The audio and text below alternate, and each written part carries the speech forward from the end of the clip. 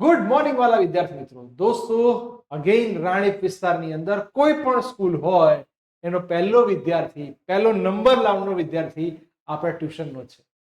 દોસ્તો, આની પહેલા અર્પણ સ્કૂલનો પહેલો નંબર લાવનાર વિદ્યાર્થી એ પણ આપણા કોચિંગનો, અને હવે કોમ્પિટિશનની અંદર આજે નવસર્જન સ્કૂલની અંદર પણ ફર્સ્ટ રેન્ક લાવનાર એવો આપણા કોચિંગનો સરસ મજાનો વિદ્યાર્થી પ્રજાપતિ સુજલ. જોઈએ કે એને પહેલો નંબર જ્યારે લાવ્યો ત્યારે ફિઝિક્સની અંદર સ્કૂલમાં પણ હાઈએસ્ટ માર્ક્સ છે, ફિઝિક્સમાં બી હાઈએસ્ટ છે, ફર્સ્ટ રેન્ક છે. તો જર્ની આસાન તો નહીં હોય, મુશ્કેલી ભરી હશે, બહુ બધી મહેનત કરી હશે. અને આ વિડીયો એટલા માટે બનાવ્યો છે કે આ વિડીયો જોઈ બીજા અનેક વિદ્યાર્થીઓ મહેનત કરો કે તમે પણ પહેલો નંબર લાવી શકો છો. ઓકે, તો please welcome Prajapati Sujal. Yes બેટા, બોલો. સ્કૂલની અંદર ફર્સ્ટ રેન્ક આપણે લાયા તો કેવી રીતે મહેનત કરતા હતા, શું ધ્યાન રાખતા હતા, એ બધી વસ્તુ વિશે બધાને સમજાવો. હા, તો જો તમારે ફિઝિક્સમાં સારા માર્ક્સ લાવવા હોય તો સૌથી પહેલાં તો નાનામાં નાની વસ્તુઓને નોટિસ કરવી પડે. અને મેઇન વાઇલ તો એમસીક્યુમાં વધારે ફોકસ કરવું પડે કે એમાં તો વધારે માર્ક્સ કપાતા હોય. પણ થિયરીમાં જોવા જઈએ તો નોર્મલી બધા થિયરી ગોખતા હોય છે, પણ વાસ્તવમાં થિયરી ગોખવાની હોતી નથી.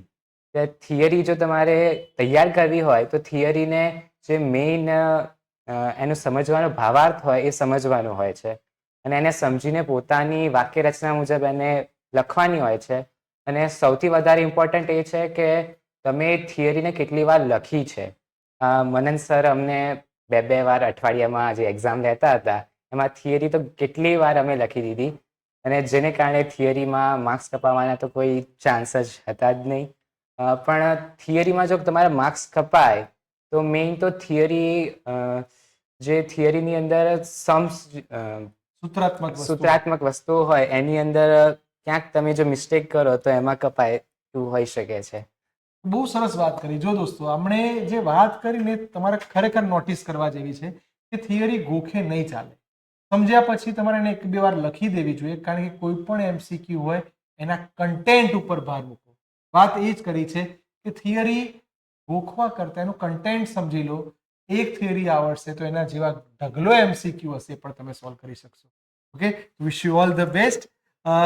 પ્રજાપતિ સુજલ, આપણે આવી જ મહેનત ચાલુ રાખીએ.